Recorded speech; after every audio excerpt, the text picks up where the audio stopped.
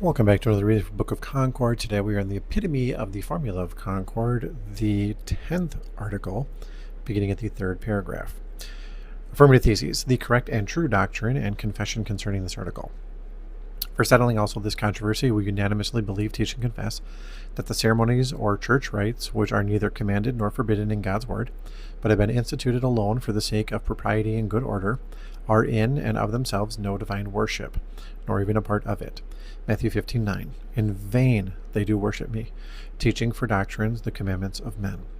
We believe, teach, and confess that the congregation of God of every place and every time has the power, according to its circumstances, to change such ceremonies in such manner as may be most useful and edifying to the congregation. Nevertheless, that herein all frivolity and offense should be avoided, and special care should be taken to exercise forbearance towards the weak in faith. 1 Corinthians 8:9, Romans 14:13. We believe, teach, and confess that in time of persecution, when a plain and steadfast confession is required of us, we should not yield to the enemies in regard to such adiaphora. As the apostle has written, Galatians 5:1, Stand fast, therefore, in the liberty wherewith Christ hath made us free, and be not entangled again in the yoke of bondage. Also 2 Corinthians 6:14, Be ye not unequally yoked together with unbelievers, etc. For what conquered hath light with darkness. Also Galatians 2:5, To whom we gave place, no, not for an hour, that the truth of the gospel might remain with you.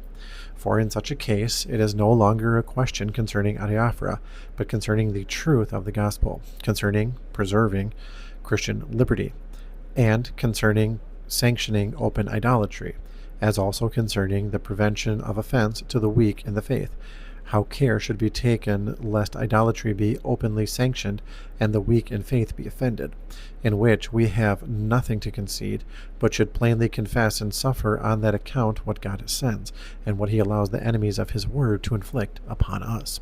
We believe, teach, and confess also that no church should condemn another, because one has less or more external ceremonies not commanded by God than the other, if otherwise there is agreement among them in doctrine and all its articles, as also in the right use of the holy sacraments, according to the well-known saying, that disagreement in fasting does not destroy agreement in faith. Negative theses, false doctrine concerning this article.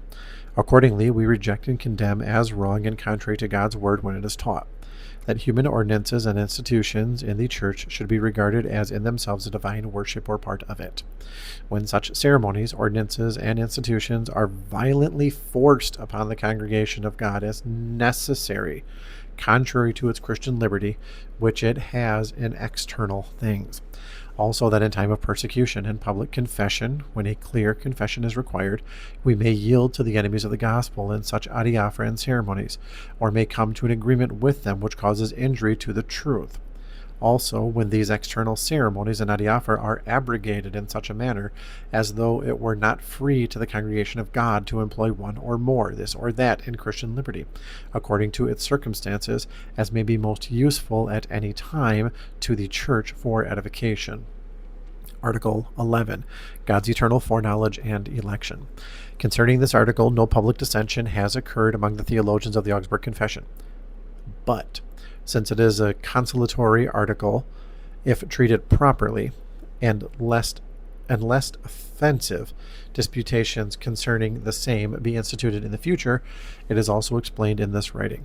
Affirmative theses, the pure and true doctrine concerning this article. To begin with, first of all, the distinction between God's foreknowledge and his eternal election ought to be accurately observed. For the foreknowledge of God is nothing else than that God knows all things before they happen.